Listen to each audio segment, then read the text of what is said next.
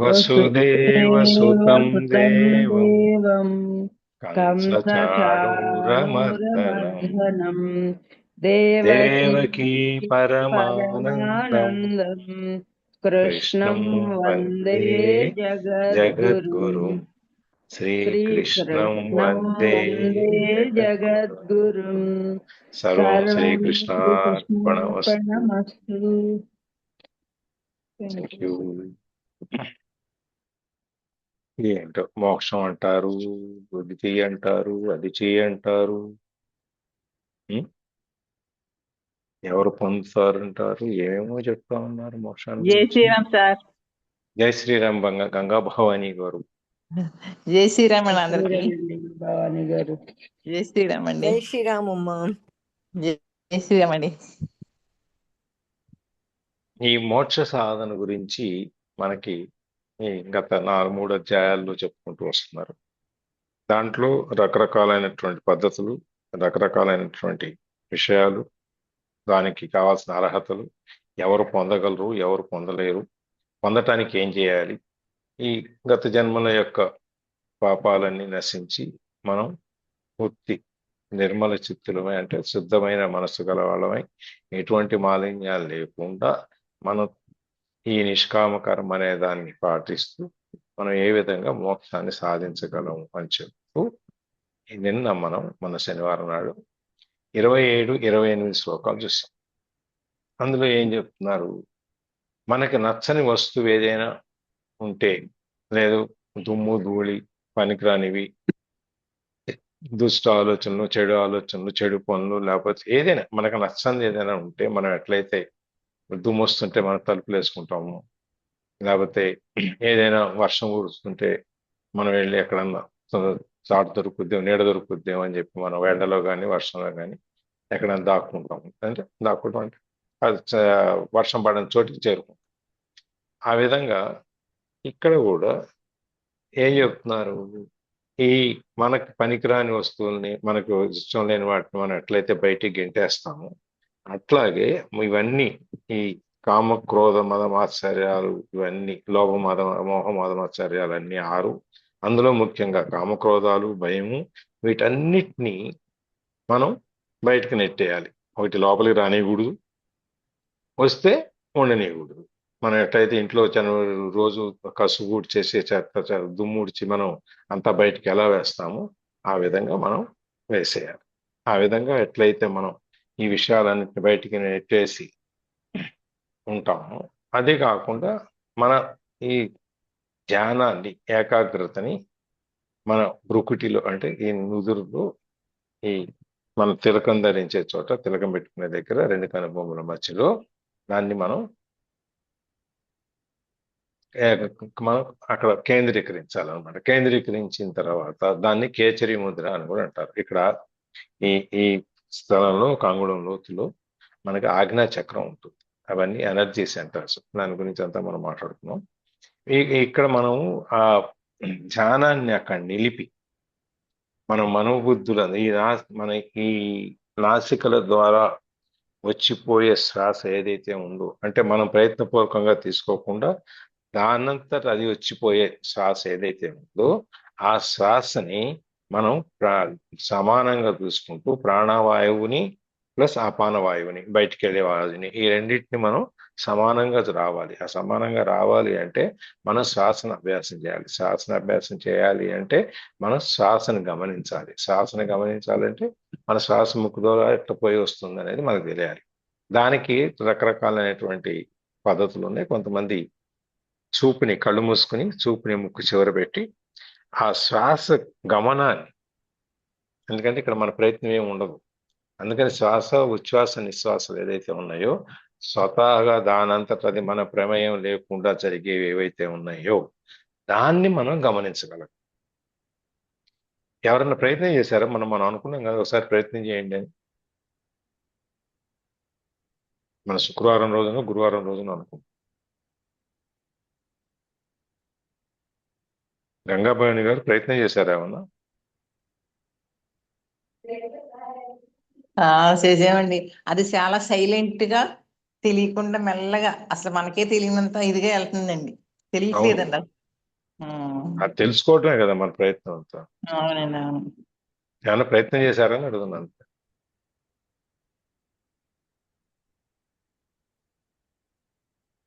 అది ప్రయత్నం చేయాలి. కూర్చుని ఒక చోట కళ్ళు మూసుకుని అసలు ముందు కూర్చోవటమే మనకి పెద్ద సమస్య. అదో పెద్ద సవాలు మనకి. అవునండి, కూర్చున్నాక అటు ఇటు ఎవరు కదిలించకుండా ఉండటం ఇంకో సమస్య. అవును. మనం కరెక్ట్ గా కూర్చుని కూస్తే కాస్త కళ్ళు మూసుకునే టైంలో ఎవరో ఒకరు పిలుస్తారు, అవునండి, అవును. మనకి డిస్టర్బ్ అయిపోద్ది. అవును. మళ్ళీ కుదురుకోవడానికి మళ్ళీ కొంచెం టైం పడుతుంది. ఇవన్నీ మనకి అడ్డంకులు వస్తుంటాయి. వీటన్నిటిని మనం బయట దాటి ముందుకొచ్చి ఆ అడ్డంకులు మనం కూర్చొని ప్రయత్నం చేస్తే, కూర్చోవటం అంటూ జరిగిన తర్వాత కళ్ళు మూసుకోవటం. ఆ కళ్ళు మూసుకోవటం కూడా ఎలా మూసుకోవాలని చెప్తున్నారు? పూర్తిగా కళ్ళు మూసుకోకూడదు, పూర్తిగా కళ్ళు తెరిచి ఉంచకూడదు. అవునండి. పూర్తిగా కళ్ళు మూసుకుంటే నిద్ర వస్తుందండి. పూర్తిగా కళ్ళు తెరిచి ఉంటామా, చుట్టుపక్కల కళ్ళు పరిగెడతా ఉంటాయి. అందుకని చెప్పి సగం వరకే కళ్ళు మూసుకోవాలి. అది కూడా సగం వరకే. అది కూడా ప్రాక్టీస్ చేయవలసిందే. సగం కూడా కళ్ళు అవును, మూసుకోవటం. రాదు. నేను ట్రై చేశా. ఆ, కండ్రెప్పలు కదులుతున్నాయి, చెరువు కదులుతున్నాయి. అవునండి. రావాలా, టైం పట్టింది, 2 రోజులు పట్టింది. 2 రోజులు పట్టింది దానికి సెట్ అవటానికి. ఆ, అవునండి సార్, టైం పడుతుందండి బాగా. కాబట్టి ఇవన్నిటినీ మనకి ఇంకో జన్మ అక్కర్లేదు. మనం ఊర్ధ్వలోకాలు పైలోకాలకు వెళ్ళి ఆ స్వామి దగ్గరే మనం, ఎందుకంటే ఇక్కడ ఇందులో స్వామి సాయుధ్యాన్ని పొందటం అని చెప్పారు. ఆ స్వామిలో కలిసిపోవటం. మన సినిమాలో చూస్తాం సార్, ఆ భక్తులు ఆ దీపం వెళ్ళిపోయి స్వామి హృదయం దగ్గర కలిసిపోవటం, జ్యోతిలాగా వచ్చి ఆత్మ. ఆ విధంగా మనం స్వామి దగ్గర కలిసిపోవాలి అంటే మనం ఇవన్నీ బయటికి నెట్టేయాలి. మన చూపుని ఈ ఆజ్ఞా చక్రం మీద ఉంచి మన శ్వాసని గమనిస్తూ ఉండాలి, వచ్చిపోయే శ్వాసని. తర్వాత అది కూడా కళ్ళు మూసుకొని చేయాలి, మొత్తుగా కళ్ళు మూసుకోకూడదు. అప్పుడు ఇవన్నీ చేసినప్పుడు మన మనస్సు ఇంద్రియాలు మన నియంత్రణలోకి వస్తాయి. మనసు అక్కడ ఇవన్నీ ఎప్పుడు వస్తుంది అంటే, మనసుని పరిగెట్టకుండా వదలకుండా దాన్ని గట్టిగా పట్టుకుని మన దాని దగ్గరే ఉంచుకుని మన ఆ లోపలికి పంపించేటప్పుడు ఇవి ఈ శ్వాసను గమనించడం కానీ, ఆజ్ఞా చక్రం మీద మన దృష్టిని చూపు నుంచి మనం తీవ్రమైన ఏకాగ్రత ఉండటం కానీ, ఇవన్నీ జరుగుతాయి. అందుకని మొట్టమొదటి మన అడుగు ఏంటంటే, దీనికి ముందు మనం కూర్చోవటం ఒక చోట కదలకుండా, అక్కడి నుంచి మొదలు పెట్టాలి. ఎప్పుడైతే ఒక చోట కూర్చోవటం మొదలు పెడతామో అప్పుడు మనకు ఒక స్థితి, ఒక నిశ్చలమైన స్థితి అనేది మనకు వస్తుంది. ఈ అరగంట గంట సేపు కూర్చుంటానికి వెనక్కి కదిలి ముందు కదిలి కాళ్ళు దాపుకొని కాళ్ళు ముడుచుకొని కింద కాళ్ళు పెట్టి అటు పెట్టి ఇటు పెట్టి వంగి పోయి అటు వంగి ఇటు వంగి మళ్ళీ సాగది ఇన్ని చేస్తాం. అలా కాకుండా నువ్వు ఏ స్థితిలో అయితే కూర్చున్నావో సుఖాసన స్థితి, సుఖస్థితిలోనే సుఖస్థితిలోనే కూర్చొని మనం ఆ కంఫర్ట్ దీన్ని మనం ఉపయోగించుకొని నువ్వు కూర్చోగలగాలి. ముందు కూర్చున్న తర్వాత రెండోది మన జ్ఞానముద్ర. ఈ 2 చూపుడు వేలు బొటన వేలు కలిపి ఉంచుతాం. ఈ ముద్రలో ఏమవుతుంది, ఇది మన ఆలోచనల మీద నియంత్రణ తీసుకొస్తుంది. మన ఆలోచనని ఇది కంట్రోల్ చేస్తుంది, మన మనసుని పరిగెట్టదు. దీన్ని ముందు సాధించుకోవాలి. దాని తర్వాత ఏకాగ్రతను తీసుకొచ్చి మన బ్రుకిటిలో అంటే నుదురులో ఈ ఆజ్ఞా చక్రం మీద పెట్టడం, దాని తర్వాత శ్వాసను గమనించడం, శ్వాసను గమనించిన తర్వాత మెల్లగా ఆలోచనని మనం బయటకు పంపించడం. ఈ విధంగా ఇవన్నీ చేసుకుంటూ వస్తే ప్రాణాయామ పద్ధతిలో తర్వాత ఈ చూపుని మనం లోపలికి పంపించాలన్నారు. మనం ఒకటి స్పర్శ, బయటకు వచ్చిన వాటిని మనకి ఇష్టమైన వాటిని బయటకు పంపించేయటం. రెండోది చూపుని లోపలికి పంపించటం. మూడోది ప్రాణాయామం, ప్రాణాపానం సమకృత ప్రాణాపానం, అపానవాయువుని ప్రాణవాయువుని సమానం చేయటం.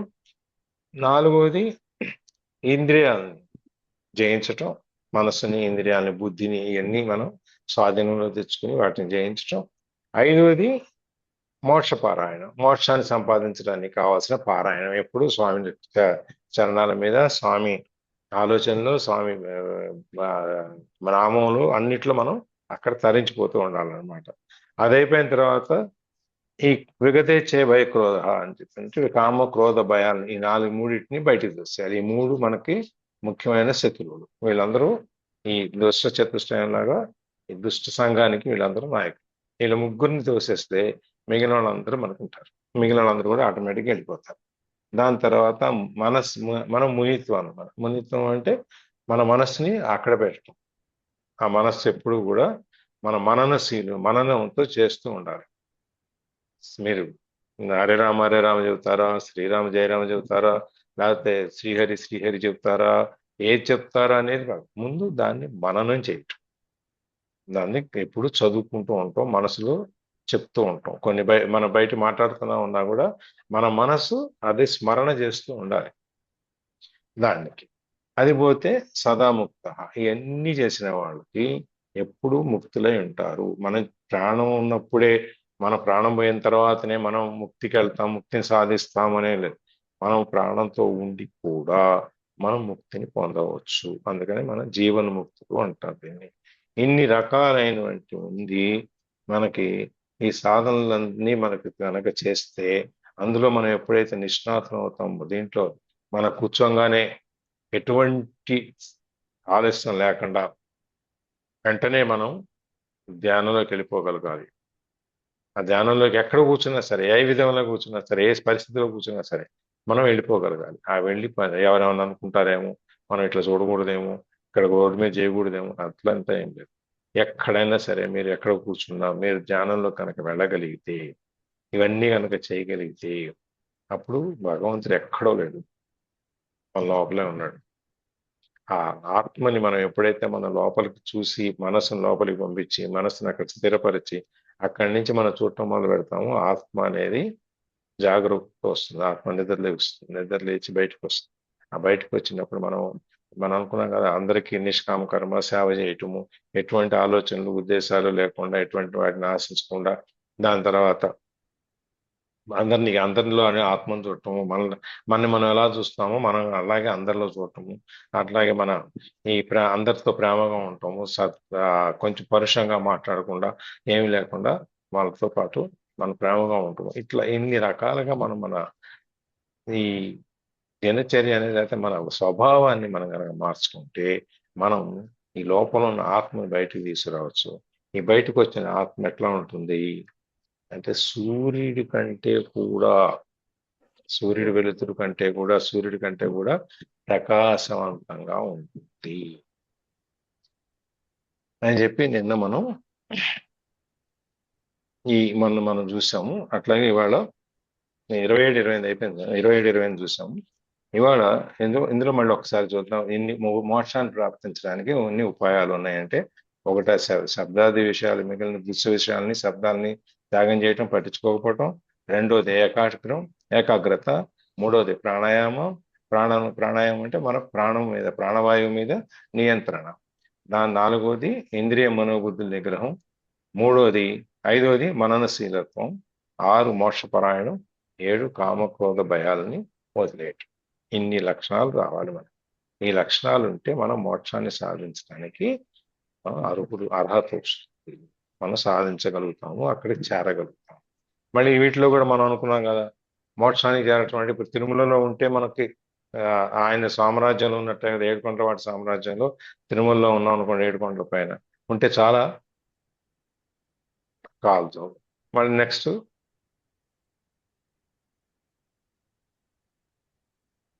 ఏంటి?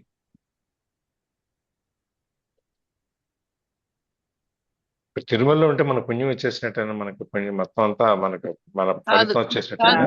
కాదు కదా సార్, ప్లేస్ లో ఉండే పుణ్యం ఏంటి వచ్చింది సార్? రాదు కదా. కాదు, మన దృష్టి పెట్టాలి, మనసు ఆయన దగ్గరికి పెట్టాలి. వెళ్ళాలి, గర్భగుడిలోకి వెళ్ళాలి, ఆయన ఆకారం చూడాలి, సర్వమంగళ రూపం, దివ్యమంగళ రూపాన్ని పాదాల దగ్గర నుంచి కిరీటం వరకు చూడాలి రోజు.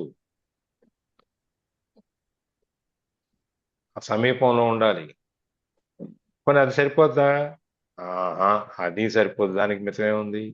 అందుకని స్వామిలాగానే మనం కూడా అలంకరించుకొని స్వామి రూపంలో మన రూపాన్ని కూడా స్వామి రూపంతోనే భావించి ఆ ఆనందాన్ని మనం అనుభవించాలి.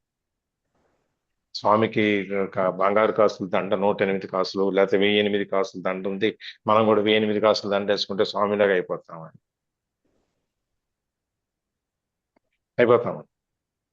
అవునండి. అన్ని కాసుల దండ మనం వేసుకుంటే స్వామి దగ్గరికి వెళ్ళం సార్, మేమే దేవుళ్ళం అంటాం. అదే స్వామి రూపం, అందుకనే సారూప్యం అని చెప్పింది. మనమే దేవుళ్ళము అని చెప్పటానికి కూడా ఆ విధమైన అలంకారాలు చేసుకొని నేను దైవ స్వరూపాన్ని అని భావించటం. ఇంకా అది కూడా కాదండి, ఇది కానీ అందుకని మాకు ఆయన లోపల లీనమైపోయి మా ఆత్మ అక్కడికి వెళ్ళిపోతే ఇక నేను బయట అనేది కనపడను. ఆయన లోకంలో కానివ్వండి, ఆయన దగ్గరలో కానివ్వండి, లేకపోతే ఆయన రూపంలో కానివ్వండి, నాకు ఇవన్నీ అక్కర్లేదు. హైయెస్ట్ 4వది లాస్ట్ అండ్ ఫైనల్ ఆయనలో కలిసిపోవడం. ఈ విధంగా ఆయన మనకు మోక్షాన్ని సాధించటమే కాకుండా మోక్షంలో మనం ఎక్కడికి వెళ్ళాలనేది కూడా మనకు నిర్దేశిస్తున్నారు, చెప్తున్నారు, ఉపదేశిస్తున్నారు. ఇది మనం చూసాము. ఇవాళ మనం 29వ శ్లోకం చూద్దాం. చదవనండి. ఉమ్. భోక్తారం యజ్ఞ తపసాం సర్వలోక మహేశ్వరం సుహృదం సర్వభూతానాం జ్ఞాత్వా మాం శాంతి మృచ్చతి. యజ్ఞ తపసాం, యజ్ఞములకు తపస్సులకు, భోక్తారం భోక్త అనుభవించువాడుగను, సర్వలోక మహేశ్వరం సమస్త లోకములకు ఈశ్వరునిగాను, నియామకుడు ప్రభువుగాను, సర్వభూతానాం సమస్త ప్రాణులకు, సుహృదం ప్రతిఫలము కోరక హితము నచ్చువానిగాను, మాం నన్ను, జ్ఞాత్వా ఎరిగి మనుజుడు, శాంతిం కాంతిని, రుచ్యతి పొందుచున్నాడు.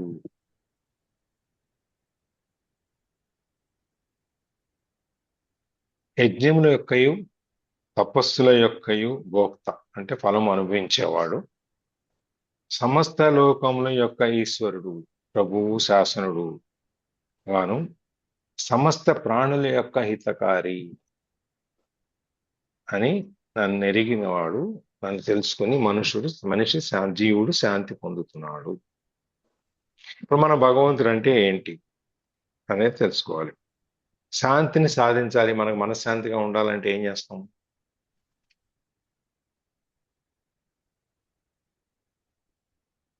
మనశ్శాంతిగా ఉండాలంటే ఏం చేస్తారండి? భగవన్నామ స్మరణ చేసుకుంటాం.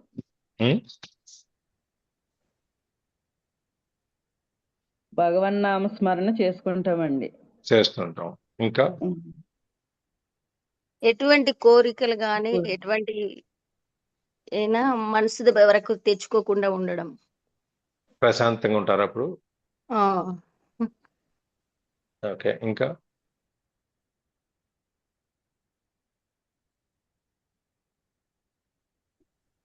భారం భగవంతుని మీద వేసి మన మనసు భగవంతుని మీద పెట్టుకుని ఏది జరిగినా నీదే స్వామి నాకు మనశ్శాంతిని ప్రసాదించని దేవుడి మీద పెడతామే ఏది జరిగినా. ఓకే, మిగిలిన వాళ్ళకి ఎవరికి మనశ్శాంతి అక్కర్లేదా?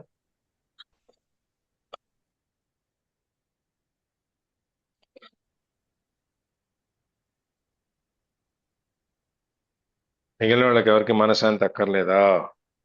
ఎందుకు సార్, అందరికీ కావాలి. ఉన్న మట్టుకు మనం మనశ్శాంతిగా ఉంటే ఇంకా ఆ కోపాలు తాపాలు తప్పించుకుని దైవజ్ఞానంలో ఉంటే అదే వచ్చేద్దండి మనశ్శాంతి.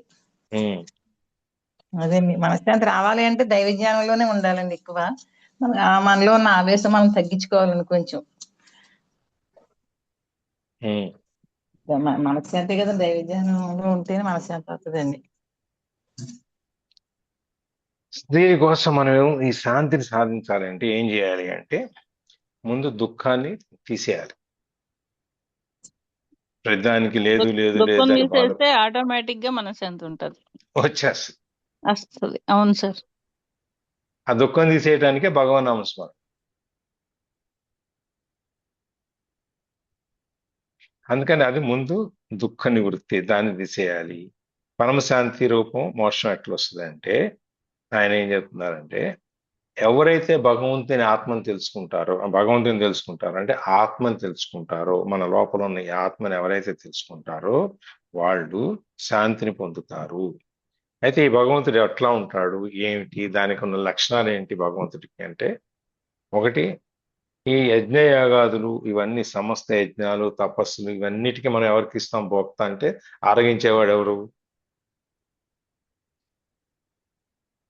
పరమాత్మ. పరమాత్మ. ఇప్పుడు హోమం చేసేటప్పుడు మనం నెయ్యి వేస్తాము, తర్వాత దినుసులు వేస్తాము, అన్నీ వేస్తాం కదా, నవధాన్యాలు అన్ని కలిపి అవన్నీ వేస్తాము, పొడులు వేస్తాము. ఇవన్నీ ఎక్కడికి వెళ్తాయి అంటే అగ్నిదేవుడికి వెళ్తాయి. గాలిలో కలిసి ఆ పొగంతా మన వాతావరణంలోకి వెళ్ళిపోయి అది పైకి వెళ్ళి మళ్ళీ దాన్ని అక్కడున్న ఈ కల్మషాలన్నీ మనకు ఈ పొల్యూషన్ మనం ఏదైతే మనం చేస్తున్నామో దాన్ని అన్నిటిని శుద్ధి చేసుకుంటే అది ఎక్కడికో పైకి వెళ్ళిపోయి ఆ మేఘాలు సృష్టించుకొని మళ్ళీ ఇన్ని చేసుకొని మళ్ళీ మన దగ్గరికి వస్తుంది. ఇందులో ఈ పంచభూతాలన్నీ కలుస్తాయి ఈ లోపల. అది ఎన్ని, అందుకని ఫస్ట్ మనం ఈ యజ్ఞ భోక్త, తపస్సుకి భోక్త. మనం యజ్ఞం చేసేటప్పుడైనా ఇప్పుడు రకరకాల యజ్ఞాలు చేస్తాం. ఏది ఇప్పుడు మామూలు యజ్ఞాలు కాకుండా సుదర్శన హోమం అని చెప్పని, లేకపోతే ఇంకేమి చాలా రకాల హోమాలు చేస్తాం. చండీ హోమం చేస్తారండి, చండీ హోమం చేస్తాం, గణపతి లక్ష్మీ హోమం చేస్తాం, హోమం. లక్ష్మీ గణపతి హోమం చేస్తాం, ఇంకా ఇట్లా రకరకాలైన హోమాలు చేస్తాం. చండీ హోమంలో భోక్త ఎవరు? అమ్మవారు. లక్ష్మీ గణపతి హోమంలో అమ్మవారు వినాయకుడు. వినాయకుడు. గణపతి హోమంలో గణపతి. ఈ విధంగా ఏ సుదర్శన హోమంలో సుదర్శన చక్రం.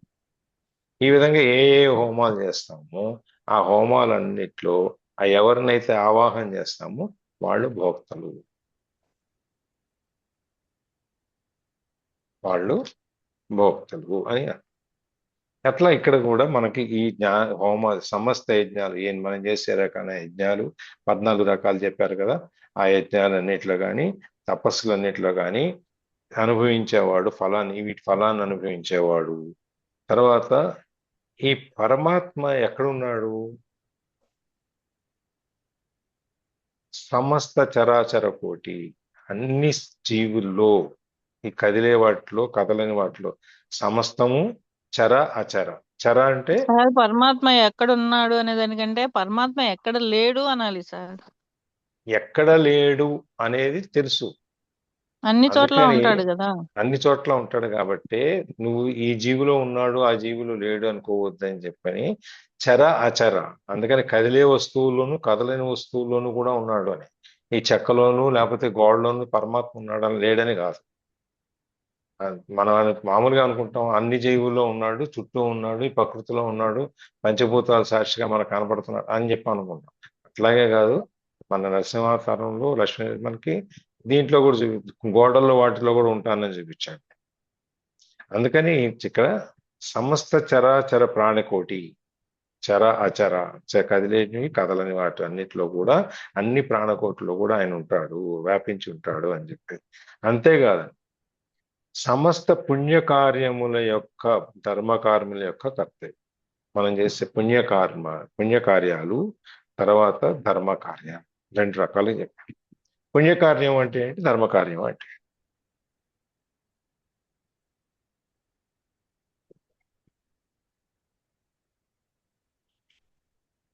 పుణ్యకార్యాలంటే ఏంటి, ధర్మకార్యాలంటే ఏంటి? పుణ్యకర్మాలంటే దానము, ధర్మము, ఎవరన్నా మంచి పనులు చేయటాన్ని పుణ్యం అంటారు. దైవారాధన ఇవన్నీ. ధర్మకార్యాలంటే పుణ్యకార్యాలని మీ ధర్మం కూడా చెప్పేస్తారు. మరి ధర్మకార్యాలంటే ధర్మం అంటే ధర్మంగా మనం మంచిగా అబద్ధాలు ఆడకుండా పాపాలు చేయకుండా అలాంటివన్నీ చేస్తే మంచి ధర్మ కార్యక్రమంలో ఉన్నట్టు, ధర్మంగా నడిచినట్టండి.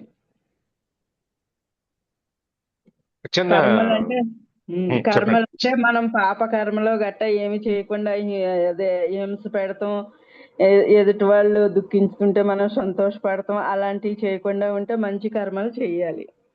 కర్మ చేయకూడదు. అలాంటి పాప కర్మలు చేస్తే మళ్ళీ మనకి అవే తిరిగి వస్తాయి. థ్యాంక్ యూ అండి. ఈ 2 రకాలైన కర్మలు అందుకని చెప్తున్నారు. ఎందుకంటే చిన్న ధర్మ కార్యము అంటే ధర్మం అంటే ఏంటనే దానికి ఒక చిన్న ఉదాహరణ చెప్తాను. ఇప్పుడు మనం ఎవరికన్నా అప్పిస్తాము, లేకపోతే మనం ఎవరి దగ్గర అప్పు తెచ్చుకుంటాం కదా. అప్పిచ్చినా అప్పు తెచ్చుకున్నా మనం ఒక ప్రో నోట్ అనేది ఒకటి రాస్తాం అవును సార్. కదా. ఆ ప్రో నోట్కి చట్ట ప్రకారం 3 సంవత్సరాలు విలువ ఉంటుంది. 3 సంవత్సరాలు దాటిపోయి మళ్ళీ దాన్ని రెన్యూ చేయకపోతేనో కొత్త నోట్ రాసుకుపోతేనో వెనక మనం వస్తువు లేకపోతేనో దాని జీవం వెళ్ళిపోతుంది, దానికి లైఫ్ లేదు. అది చట్టం. ఇప్పుడు నువ్వు డబ్బులు తీసుకోలేదా? తీసుకున్నావు కదా. అవునండి, తీసుకున్నాం. తీసుకున్న మరి చట్ట ప్రకారం నువ్వు ఇవ్వక్కర్లేదు. అప్పుడు 3 ఏళ్ళు దాటితే ఇవ్వాలండి. ఇవ్వాలి కదా. అది న్యాయం. నేను చట్ట ప్రకారం అయితే నేను ఇవ్వక్కర్లా, కానీ న్యాయంగా అయితే నేను డబ్బులు తీసుకున్నా కాబట్టి ఇవ్వాలి. అవునండి.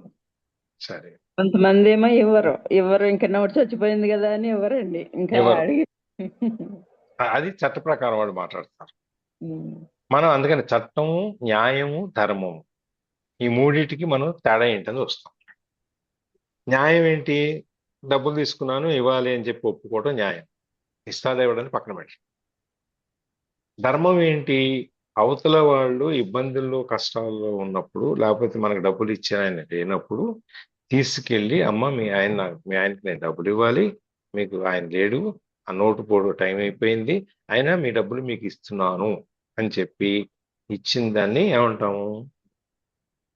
ధర్మం. అందుకని ధర్మ కార్యాలు, నిజాయితీ అనేది అంటారు. నిజాయితీ అనేది ఎప్పుడు ఉంటుంది. ఒప్పుకున్నంత మాత్రాన నీకు నిజాయితీ అనేది, మన నిజాయితీ అనేది లేకపోతే అసలు చేయం కదా. మనం చట్టము, న్యాయము, ధర్మం ఈ మూడింటికి తేడా ఏంటని చూస్తున్నాం. ధర్మ కార్యాలు చేయాలి అంటే ఇవి. మనం ఏ ప్రకారమైనా సరే దాన్ని ఎరగొట్టే అవకాశం ఉన్నా కూడా ఎక్కొట్టకుండా మనం దాన్ని పాటించడం ధర్మకార్యం అనేది. పుణ్యకార్యము అంటే లేవలేని వాళ్ళకి, చేయలేని వాళ్ళకి, కదలలేని వాళ్ళకి మనం ఏదైనా సేవ చేస్తే అది పుణ్యకార్యం. దానం చేస్తే అది పుణ్యకార్యం. ధర్మం చేస్తే దానం ధర్మం వేరు. దానం చేసినవన్నీ పుణ్యకార్యాలు. ఇప్పుడు ఎవరో పెద్ద ఆవిడ ఉన్నారు, అర్థం రోడ్డు దాటలేకపోతున్నారు, మనం తీసుకెళ్ళి రోడ్డు దాటిచ్చాం, పుణ్యకార్యం. అయితే రోడ్డు దాటిస్తే నాకు పుణ్యం వస్తుంది కాబట్టి నేను రోడ్డు దాటిస్తాను అని చేయకూడదు. ఈ విధంగా మనం చెయ్యాలి. మన ఫలితాన్ని ఆశించకుండా ఆవిడ ఇబ్బందిలో ఉంది, మనం సహాయం చేసాం అంతవరకే. నాకు పుణ్యం వస్తుంది కాబట్టి నేను సహాయం చేస్తున్నానని చెప్పి చేస్తే అది కండిషనల్, చేయకూడదు అట్లా. అందుకని ఈ పుణ్యకార్యాలు, అందుకని ఇక్కడ మనకి 2 కార్యాలు చెప్పారు, పుణ్యకార్యాలు, ధర్మకార్యాలు చేయమని చెప్పారు. ఈ రెండింటిని చేసి ఎవరైతే వీటన్నిటికీ కర్త ఎవరు? ఆ పరమాత్మ. ఈ ఫలం భోక్త అంటే ఈ ఫలాన్ని ఈ ఫలాన్ని పొందేవాడు కూడా ఆయనే.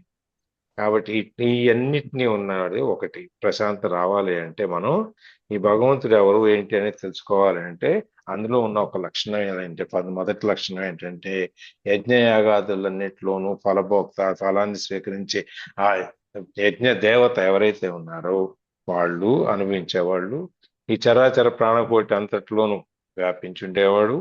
తర్వాత ఇది పుణ్యకార్యాలు, ధర్మ కార్యాల్లో కూడా కలిగి ఉండేవాడు. ఈ అన్నిటికీ ఆయనే కారణం కాబట్టి, ఎందుకంటే మనం చేసే కర్మలన్నింటినీ ప్రకృతి మనతో చేస్తుందని చెప్పి మనం చూసాం. కాబట్టి ఇవన్నీ ఆయనే కాబట్టి మనం ఒకటొక లక్షణం అది, భగవంతుడిని మనం దర్శిస్తున్నాం అనే దానికి ఫస్ట్ లక్షణం అది. రెండోది, ఈ సమస్త జగములు, సమస్త లోకాలు, వీటన్నిటికీ ఎవరు? మన ప్రభు ఎవరు? రాజు ఎవరు? పరిపాలించేది ఎవరు?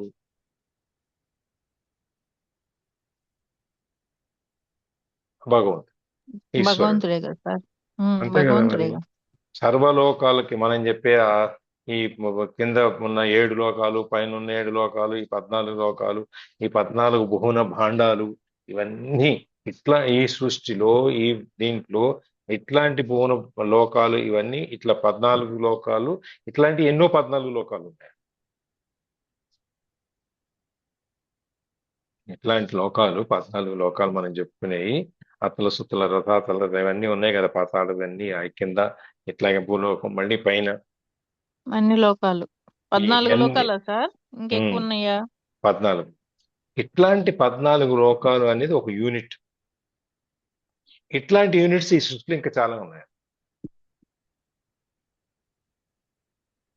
వీటన్నిటికీ పరిపాలించేవాడు, వీటన్నిటినీ శాసించేవాడు ఎవరైనా అంటే ఆ ప్రభు.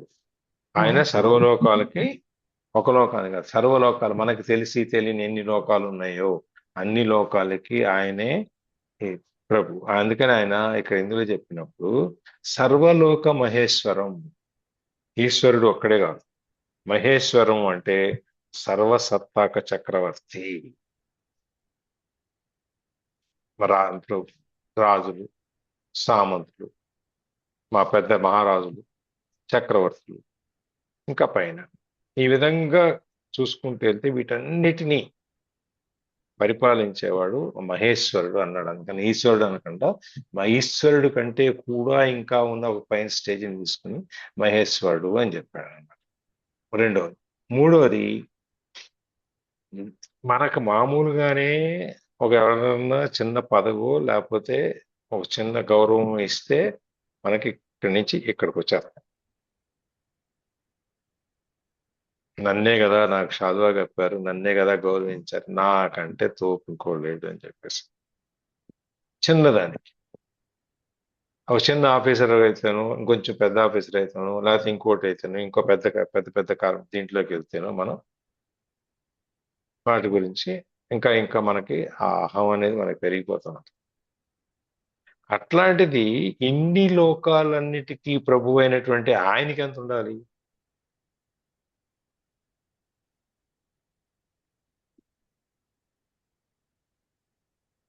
అందుకని రాజ ఋషులు మన జనకుడు గురించి ఎక్కువ చెప్తారు. ఋషిత్వం చేస్తూ, ఋషికున్న లక్షణాలన్నింటినీ పాటిస్తూ రాజ్యాన్ని పరిపాలించింది పూర్తిగా అనేది జనకుడు గురించి చెప్తారు. అందుకని మరి అట్లా కాకుండా ఇవన్నిటిని సాధించి వీటన్నిటికీ ఉంటే ఆయనకి ఎంత అహం ఉండాలి?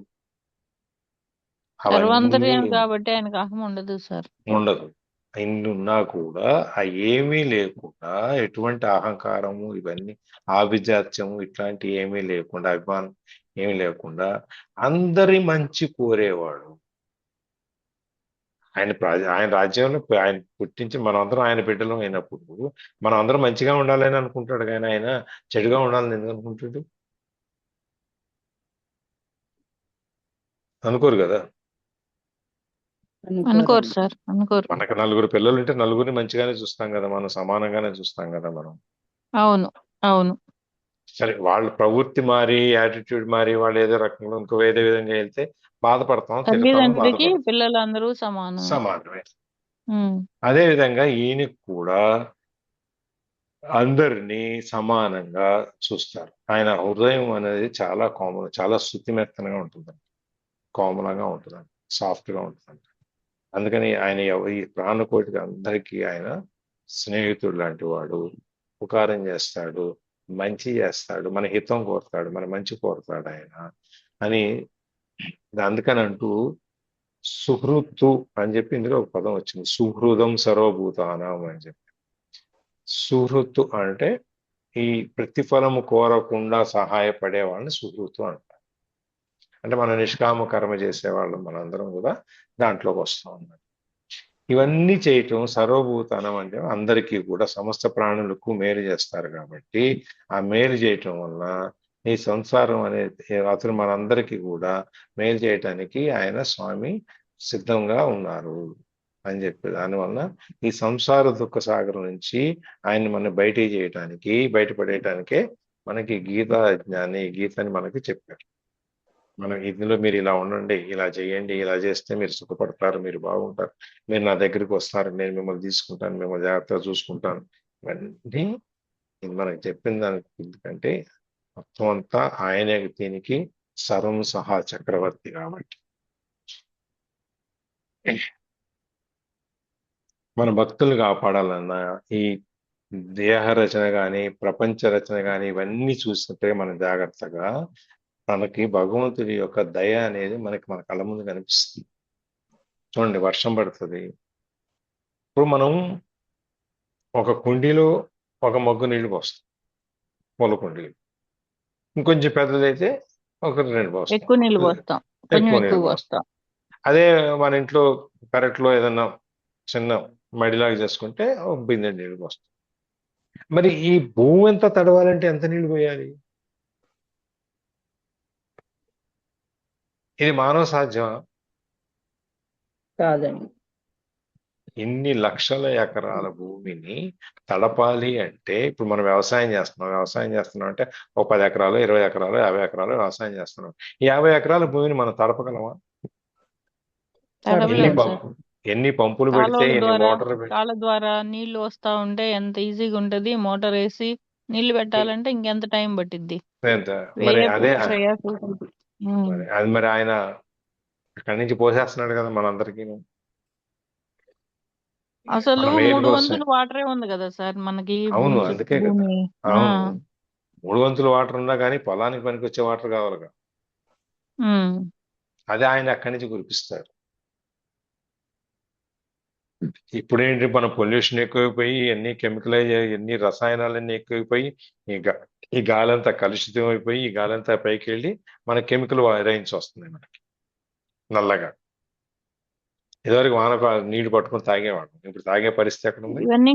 ఇవన్నీ మనం క్రియేట్ చేసిందే కదా సార్. మనం ఈ పొగలు ఇవన్నీ మనం చేసుకున్నాం. ఇవన్నీ సార్, ఇవన్నీ కూడా ఇప్పుడు జీవజాతులు ఎలాగో మన మనుషు జాతి కూడా అలాగే సార్. కాకపోతే ఏంటంటే బ్రెయిన్ ఉంది, ఒకదాని తర్వాత ఒకటి ఆలోచన చేసుకొని ఎదుగుతూ కాలక్రమేణా ఇంత మాత్రం వచ్చాం సార్. వీటన్నిటికీ మూలము డబ్బు అనేది సార్.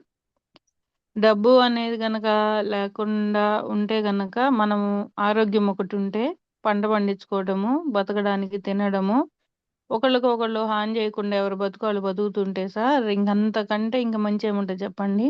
ఏముండదు. డబ్బు అనే దాని వల్ల ఇవన్నీ కూడా డబ్బు అనే దానికంటే కూడా సంపాదించాలి. ఇంకొంచెం వెనక్కి వెళ్ళండి. ఈ పొట్ట, ఈ ఆహారం, పొట్ట ఆకలి ఉండబట్టే కదా ఇవన్నీ. పొట్ట ఆకలి అంటే మనకున్న భూమిలో మనం పంట పండించుకొని మనకున్నది మనం తింటూ, పూర్వం అయితే మేము మా గొడ్లు పండినవి మీకు ఇస్తాము, మీరు మాకు గోధుమలు ఇస్తారు, ఇంకొకళ్ళకి వేరే పండుతాయి, అలా ఉండేది. తర్వాత ఈ డబ్బులు అనేది వచ్చిన తర్వాతే ఇన్ని రకాలు వచ్చినాయి సార్. అనారోగ్యాలు, మనశ్శాంతులు లేకపోవటం కానీ అన్ని డబ్బు చుట్టూతో తిరుగుతా ఉన్నాయి ఇవన్నీ కూడా. దాన్నే అర్థశాస్త్రం అన్నారు.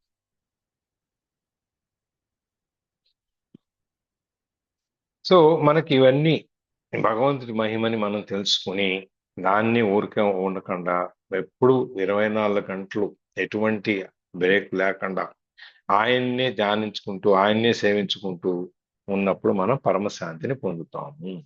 ఆ పరమాత్మ తెలుసుకొని శాశ్వతమైన శాంతి లభించాలి మనకంటే మనం ఈ మిగిలిన అన్నింటినీ బయటికి నెట్టేసేయాలి. ఉపనిషత్తులు చెప్పినా ఎక్కడ చెప్పినా అవే అన్నమాట. ఇప్పుడు దాన్ని మనం ఏం చేయాలి అనే దానికి స్వామి మనకి చిన్న ఇట్లాంటి ఉపాయాలు చెప్పారు. ఇవన్నీ చేసుకుని మనం ఉపాయాలను చూసుకుని మనం ఎప్పుడు భగవంతుడి యొక్క తత్వాన్ని తెలుసుకుని మనం ముందుకు వెళ్తే మనకు పుణ్యం వస్తుంది అని. అందుకని ఆయన తెలుసుకొని ధ్యానించటమే, ఆయనతో ఎప్పుడు మనం ఆ మననం చేసుకుంటూ ఆయన ధ్యానించుకుంటూ ఉండటమే ఈ శాంతి అనే దానికి ఇది ఒక పెద్ద హైవే అన్నమాట. గ్రీన్ హైవేస్ అని మనం ఇప్పుడు చెప్తున్నారు కదా, ఎటువంటి అడ్డాలు రాకుండా వెళ్ళిపోతుంటాయి కదా వెహికల్స్ అన్ని. ఆ విధంగా ఇది కూడా ఈ రాజమార్గం. అంటే మనకి ఇంకెవరు అడ్డు రారు ఇందులో. సార్ మరి నిత్యము దేవుణ్ణి కొలుస్తూ మంత్రాలతోటి ఉండే బ్రాహ్మలు బాధలు పడేవాళ్ళు ఉన్నారు. దేవుడి జోలికి వెళ్లకుండా దైవనామ స్మరణ లేకుండా సంతోషంగా ఉండే వాళ్ళు కూడా ఉన్నారు కదా సార్. ఉన్నారు. నీకు అర్చకత్వం అనేది ఏదో భక్తులు వస్తారు, నాకు దక్షిణ వేస్తారు కాబట్టి నేను ఈయన ఎక్కువ దక్షిణ వేస్తే రోజు వస్తాడు, రోజు 100 రూపాయల నోటు వేస్తాడు నాకు అనుకుని ఆయనకి హారతలు ఇచ్చి, ఆయనకి విఐపి ట్రీట్మెంట్ ఇచ్చి, అవి ఇవ్వని వాడిని సరిగ్గా చూడకపోతే వాడికి మరి కష్టాలే వస్తాయి కదా. ఆ స్వామికి అందరూ సమానం అయినప్పుడు చెప్పండి. జరిగేది ఇప్పుడు అది కాదు. మామూలుగా దైవనామ స్మరణతోటి మనకి అన్ని దూరం అవుతాయి అని మనం అనుకుంటున్నాము. కానీ మనస్సు ప్రధానము కూడా. అందుకే కదా చెప్పారు. గంగాభవాని గారు చెప్తారు. 10 గుళ్ళో జరిగేది అదే సార్. మరి ఎక్కడికి తిరుమల వెళ్ళినా కూడా 10,000 కడితేనేమో లోపల తీసుకెళ్తారు, 300 కడితేనేమో బయట నుంచి రమ్మంటారు, కొండ ఎక్కి వస్తేనేమో నీకు జై విజయ్ దగ్గర నుంచి బయటికి పంపించేస్తారు. అవును సార్. అందుకే ఎక్కడికి వెళ్ళినా కూడా ఇంకా ఇక్కడ మన నయం చాలా, నార్త్ లోకి వెళ్తే ఇంకా దారుణంగా ఉంటుంది. ఓకే అండి. పెట్టో పెట్టో పెట్టో పెట్టో పెట్టో పెట్టో.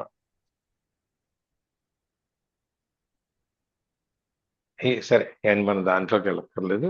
ఇవన్నీ ఏంటంటే మనం శాంతిని పొందాలి అంటే నువ్వు ఎక్కడికో వెళ్ళక్కర్లేదు. భగవంతుడి తత్వాన్ని కనుక నువ్వు తెలుసుకుని మనం ఎప్పుడూ కూడా ఆ భగవంతుడినే తలుచుకుంటూ నిద్రలో, మెలకువలో, మాటల్లో, పాశ్చాత్యంలో అన్నిట్లో ఆ భగవంతుడినే తలుచుకుంటూ ఉంటే మనం శాంతి అనేది మనకి దొరుకుతుంది అనమాట. అందుకని ఈ జ్ఞాత్వ అనే ఒక వర్డ్ వచ్చింది ఇందులో. దాని గురించి ఏం చెప్తున్నారంటే భగవంతుని స్వరూపాన్ని, భగవంతుని తత్వాన్ని నువ్వు తెలుసుకో. భగవంతుని స్వరూపం అంటే ఏంటి? ఇగో ఇంత 8-10 అడుగులు విగ్రహం, ఇంత దానికి మళ్ళీ ఇన్ని కిరీటాలు, నగలు, ఇవన్నీ ఆభరణాలు, ఇవన్నీ అలంకారాలు, ఇవన్నీ కాదు. నీ అవి తెలుసుకుని ఆ తత్వాన్ని నువ్వు తెలుసుకున్నప్పుడు, నువ్వు అదే ధ్యేయంగా ఉన్నప్పుడు, ఆ పరమాత్మ యందు మనకి భక్తి కుదిరినప్పుడు, అంటే మన ఆత్మ మీద మనకి ఏకాగ్రత కుదిరినప్పుడు మనము ఒక ఈ ప్రశాంతంగా, దుఃఖరహితంగా ఉంటాం అన్నమాట. అట్లా మనకి ఒక అంత పెద్ద భగవంతుడే మన పక్క నుండి మనకు అన్ని చేకూర్చేటప్పుడు మనం దేని గురించి ఆలోచించాలి? మనం దేని గురించి ఆలోచించక్కర్లేదు. ఎప్పుడు ఆయన గురించి ఆలోచించి ఆయన్ని ధ్యానించి అది చేసినప్పుడు శాంతికి, సుఖానికి, ఈ జన్మ రాహిత్యానికి, ఇంకా ఈ జన్మ ఇక్కడితో ఎండ్ అయిపోవటానికి ఉన్న ఒకే ఒక మార్గం భగవన్ నామస్మరణ. ఇప్పుడు మనం 9 రకాల భక్తులు ఉన్నాయని చూసాం. ఆ 9 రకాల భక్తుల్లో మనకి వీలైంది ఇప్పుడున్న కలియుగంలో మనకున్న ఈ ఉరుకులు పరుగుల్లో మనకి వీలైంది మనం చేయగలిగింది ఏంటంటే నామస్మరణ మాత్రమే. దీనికి మనం పెట్టుబడి అక్కర్లా, ఎక్కడికి వెళ్ళక్కర్లా, ఏమి చేయక్కర్లా. నామస్మరణ చేయటానికి యోగాలు, హోమాలు, యజ్ఞాలు చేయాలంటే గుళ్ళోకి ఎక్కడికి వెళ్ళాలి, లేకపోతే పంతులు గారిని పిలవాలి, దీనికి ఎంత బోళ్ళు ఖర్చు, 10 మందిని పిలవాలి, ఇవన్నీ చేయాలి. అదే కళ్యాణాలు చేయించాము, రాముల వారి కళ్యాణం చేయించాము, లేకపోతే పద్మావతి కళ్యాణం చేయించాము, ఈ కళ్యాణాలన్నీ రుక్మిణి కళ్యాణం చేయించాము, ఇట్లా ఈ కళ్యాణాలన్నీ చేయించడానికి డబ్బులు ఖర్చు అవుతాయి. లేదు పూర్వభద్ర నక్షత్రం, ఆంజనేయ స్వామి నక్షత్రం కాబట్టి మనం అలంకారం చేయిస్తామంటే డబ్బులు ఖర్చు అయ్యింది. పునర్వసు నక్షత్రం, రాముల వారి నక్షత్రం కాబట్టి ఆయన అభిషేకాలు, ఆయన కళ్యాణాలు డబ్బులు ఖర్చు అయ్యింది. ముందు డబ్బుల సంగతి ఎట్టున్నా టైము, వెళ్ళటం, రావటం, ఈ జనం, ఇంతమంది ఖర్చు అవకాశ పనులు ఉంటాయి. ఇవన్నీ కాకుండా అతిథి యజ్ఞం అంటే మనుషులు రావాలి, ఎవరిని భోజనాన్ని పెట్టాలి, చేయాలి, తిరగాలి. ఇవన్నీ లేకుండా మనకు తేలిగ్గా ఉన్నది ఏంటి? నామస్మరణ. అదొక్కటి చేస్తే సరిపోతుంది. అది చేయండి. ఈ చేసినందువల్ల మనకి ఇందులో ఇప్పుడు ఈ అధ్యాయం మొత్తం మీద మనకి చెప్పింది ఏంటంటే ఇంద్రియ నిగ్రహము, తత్వ విచారణ దృష్టి అనేకమైనటువంటి సాధనలు, ఇవన్నీ చెబుతూ చివరికి వచ్చేటప్పటికి నువ్వు భక్తిని ఆచరించు,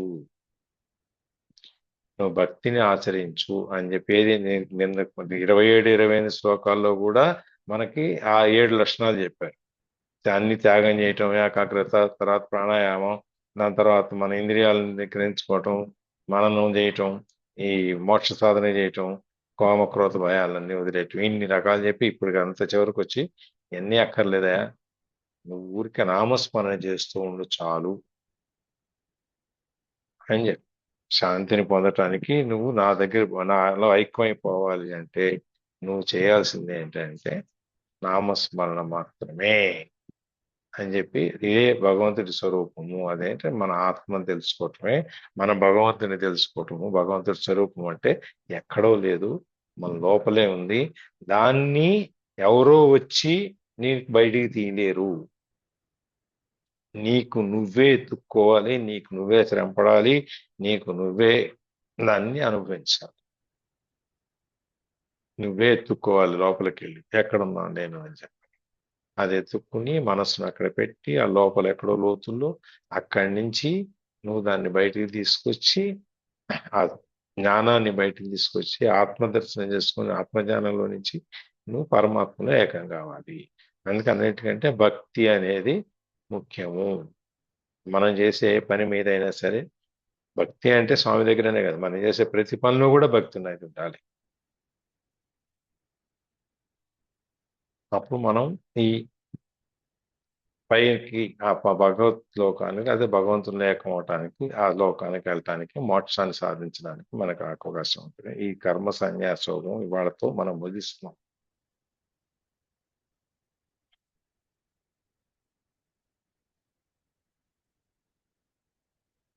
ఇంకా ఇందులో ఎవరైనా దీంట్లో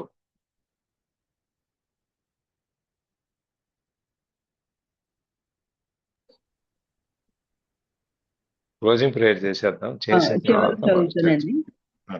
ఓం తత్సదితి శ్రీమద్భగవద్గీతాసోపనిషత్సు బ్రహ్మ విద్యాయాం యోగ శాస్త్రే శ్రీకృష్ణార్జున సంవాదే కర్మ సన్యాస యోగో నామ పంచమోऽధ్యాయః. Closing prayer. యోగేశం సచ్చిదానందం వాసుదేవం వ్రజప్రియం ధర్మ సంస్థాపకం వీరం కృష్ణం వందే జగద్గురుం. శ్రీకృష్ణం వందే జగద్గురుం. సర్వం శ్రీకృష్ణార్పణమస్తు. Thank you. ఇంకా ఏమన్నా ఇందులో? జై శ్రీమన్నారాయణ.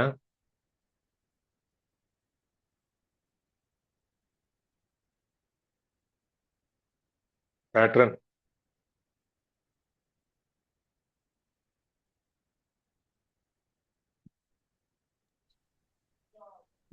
సరే. జై శ్రీమన్నారాయణ పలకట్లు. ఒకటోసారి జ్యోతి గారు, రెండోసారి జ్యోతి, మూడోసారి. సెకండ్ టైం రాకుండానే వచ్చేయాలి. లేనట్టుంది సార్ గ్యాడ్జెట్ దగ్గర. అదే ఉంది, లైన్ లోనే ఉంది. ఏదో తాలింపేస్తా ఉన్నట్టు అక్కడ. అని బాగుంది సార్ ఇవాళ. భగవన్ నామ స్మరణతోనే అంటే ఇది వరకు మీరు అన్నట్టు యజ్ఞయాగాదులు కానీ పూజ పురస్కారాలు కానీ అతిథి మర్యాద ఇవన్నీ ఉండేవి. చేసేంత పేషెన్సీ ఉండేది, ఎలాబరేట్ గా కూడా ఉండేవారు అందరూ కూడా. చాలా అదే ఆహ్వానించడానికి సిద్ధంగా, చేయడానికి సంసిద్ధంగా ఉండేవారు. ఏ కార్యక్రమాలైనా, పూజాది కార్యక్రమాలైనా, యజ్ఞాది యాగాలైనా సరే. ఇప్పుడు అంత చేసే అంత పేషెన్సీ కానీ, అంత కాన్సన్ట్రేషన్ కానీ, అంత ఇంట్రెస్ట్ కానీ, అంత ఫోకస్ కానీ ఎవరికో అవేర్నెస్ కూడా ఉండట్లేదు సార్, నాతో సహా అన్నట్టు. కానీ మంత్రోచ్చరణ అనేది మాత్రం చాలా తేలికైంది ఎవరికైనా సరే. మనము ఏ పనిలో ఉన్నా ఎంత ఇదిగా ఇప్పుడు హరే శ్రీనివాస కోలాటం భజన కానీ ఎవరైనా సరే ఇప్పుడు నామస్మరణే ముక్తి మార్గము, అన్నింటికైనా తేలికైన కలియుగంలో ఉన్న జనానికి ఎవరికైనా సరే అదే అన్నింటికైనా తేలికైన మార్గం, ముక్తి మార్గము నామస్మరణ మాత్రమే అని అంటున్నారు అనమాట. నిజంగా మనం కూడా నామస్మరణ ముక్తి మార్గం అంటే నామస్మరణ ముక్తికి తీసుకెళ్తుందని కాదు, ఎవరికి వాళ్ళు మనసును శుద్ధి చేస్తుంది, మనసును శాంతింపజేస్తుంది, ఏకాగ్రం చేస్తుంది. నిజం భగవంతుడి బ్లెస్సింగ్స్ తో పుణ్యం రావడం ఒక ఎత్తు అయితే, మన మనసును మనకు తెలియకుండానే శూన్యస్థితికి శాంతియుతంగా తయారు చేసుకునే అవకాశం నామస్మరణ అనేది. గ్రేట్ సార్ చెప్పారంటే పెద్దలు. అది వాళ్ళు చాలా డెప్త్ ఉంటేనే అందులో చెప్తారు అన్నట్టు. దాన్ని మనం అర్థం చేసుకుని అవగాహన చేసుకోవడం మనకి చాలా. ఇప్పుడు మీరు ఎన్ని కోణాలు, ఎన్నో యాంగిల్స్ లో, రోజుకొక యాంగిల్ లో మీరు చెప్తుంటే ఒక్కొక్క యాంగిల్ లో డిఫరెంట్ డిఫరెంట్ గా కనిపిస్తుంది. అది గ్రేట్ సార్ నిజంగా. మీరు చెప్పడం ఒక ఎత్తు అయితే వాళ్ళు ఎంత డెప్త్ ఉంటే ఎన్ని యాంగిల్స్ లో వాళ్ళు ఎక్స్ప్లెనేషన్ ఒక్క పదం లేదా ఒకటి రెండు పదాల్లో ఒక చిన్న ఒక లైన్ శ్లోకంలో కానీ వాళ్ళు మొత్తం మీనింగ్ అంతా అందులో ఇంక్లూడ్ చేసేయడం అనేది మామూలు మనలా సాధారణ స్థాయి మనుషులకు మాత్రం అర్థం కాదు సార్. చాలా గ్రేట్ వాళ్ళు నిజంగా. సార్ బాగుంది sir. Thank you sir. Thank you.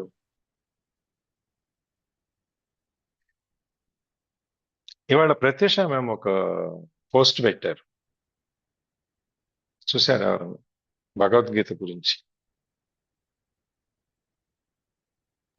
అవును సార్, గీతా తత్వం గురించి. గీత అంటే విన్నా గానీ మోక్షం వస్తుంది అవన్నీ బాగుంది సార్ పెట్టింది.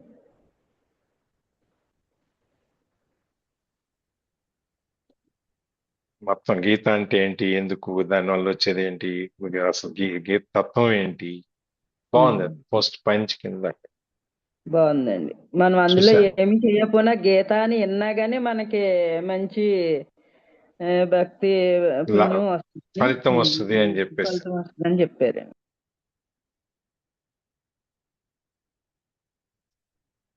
రేపు ఒకసారి ఏం చేద్దామంటే ఈ 29 శ్లోకాల్లో ముఖ్యమైనవి తీసుకుని ఒక 10 మనం ఎలాగూ ఈ 29 శ్లోకం గురించి మళ్ళీ రేపు మాట్లాడుకుంటాం కాబట్టి ఒకసారి 29 శ్లోకాల్లో మనకి 14 యజ్ఞాలు, ప్రాణాయామాలు, అష్టాంగ యోగాలు, తర్వాత 6 లక్షణాలు, ఇవన్నీ కొన్ని ముఖ్యమైన విషయాలు ఉన్నాయి.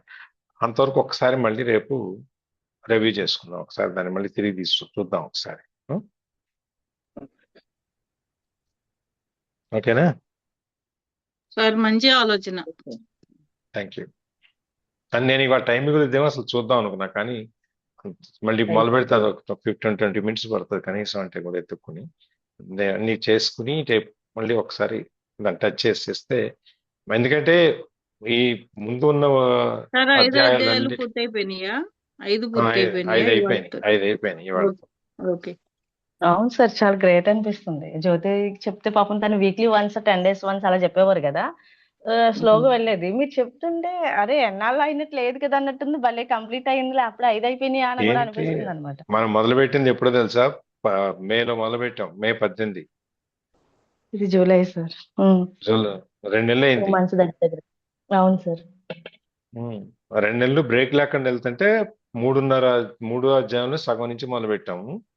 4, 5, 2.5 అధ్యాయాలు అయినాయి 3 నెలలకి, 2 నెలలకి. అవును సార్, అవును బ్రేక్ లేకుండా. అవును, సావిత్రి మేము కూడా ఈ మధ్య ఒక 1 month నుంచి ఆవిడ కూడా చెప్పట్లేదు కదా, ఇంకా అందుకని కంటిన్యూషన్ భగవద్గీత కంటిన్యూస్ గా ఒకటే చెప్పుకుంటూ వెళ్తున్నాం. వస్తున్నాం మనం. అవును సార్. సరే అయితే రికార్డింగ్ ఆపేస్తున్నాను. Thank you so okay much, sir. sir. We are blessed through you. Main important shlokas అన్నారు కదా సార్, అవి మీరు ఈ శ్లోకాలు పలానా శ్లోకాలు అని మీరు అనుకున్నట్లయితే కనుక నిజానికి మీరు చెప్తామే కానీ మేము భగవద్గీత బుక్ అయితే ఓపెన్ చేయట్లేదు. కానీ మీరు ఈ శ్లోకాలు వాల్యుబుల్ గా ఉన్నాయి, మెసేజ్ ఓరియంటెడ్ గా ఉన్నాయి అంటే కనుక సార్ మేము కూడా పిన్ చేసుకుంటాం, బుక్ తీసి అదే చెక్ చేసుకుని అవి విడిగా అంటే ఎల్లట్టుగా నిజానికి భగవద్గీత విలువైందని ఫ్లోలో చెప్పడం తప్పితే అది ఎందుకు విలువైంది, దాంట్లో ఏ విధమైన సారం ఉంది అనేది మనం డైజెస్ట్ కావాలంటే అవగాహన అర్థం చేసుకోవాలి కదా సార్. చెప్పండి ఏ శ్లోకాలు అనేది, మేము కూడా నోట్ రేపు చేసుకుని చెప్పుకుంటూ వాటిని వస్తాను. కొంచెం నేను చెప్పుకుంటూ వస్తాను. శ్లోకాలు నంబర్స్ చెప్తే కనుక ఎస్ సార్, ఈ పలానా శ్లోకాలు అని చెప్తే మేము కూడా నోట్ చేసుకుంటూ చూసుకుంటాం sir. Okay, thank you sir. Thank you.